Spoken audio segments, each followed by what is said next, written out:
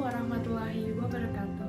Yang saya hormati Ibu Arju Mutia sebagai tutor pengajar mata kuliah Bahasa Indonesia. Izinkan saya memperkenalkan diri.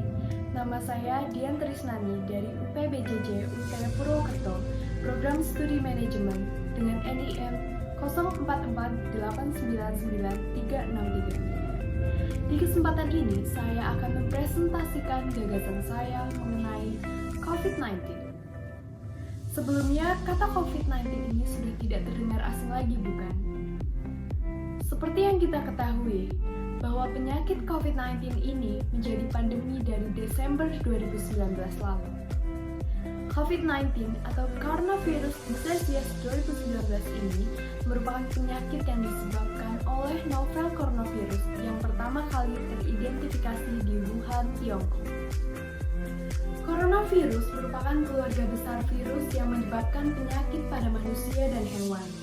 Pada manusia ini biasanya menyebabkan penyakit infeksi saluran pernafasan, mulai dari flu biasa hingga penyakit yang serius, seperti Middle East Respiratory Syndrome atau MERS, dan sindrom pernafasan akut berat atau Severe Acute Respiratory Syndrome atau SARS. Virus corona ini menular melalui tetesan kecil atau droplet yang dikeluarkan pada saat seseorang batuk atau bersin. Droplet tersebut kemudian jatuh pada benda di sekitarnya.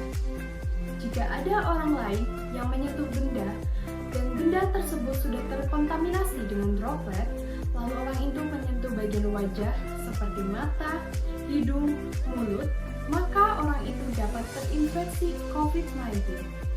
Atau seseorang bisa juga terinfeksi COVID-19 ketika tanpa sengaja menghirup droplet dari sang penderita. Inilah sebabnya mengapa kita penting untuk menjaga jarak kurang lebih 1 meter dari orang yang sedang sakit.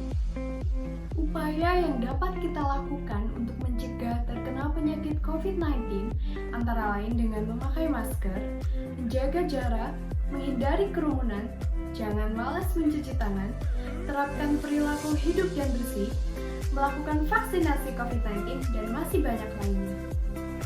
Baiklah, kesimpulan saya berdasarkan penjabaran sebelumnya adalah jangan sepelekan COVID-19, karena penyakit tersebut menyerang bukan hanya bagian pernafasan atau paru-paru saja, melainkan organ tubuh lain seperti jantung, pembuluh darah, otak, dan sebagainya.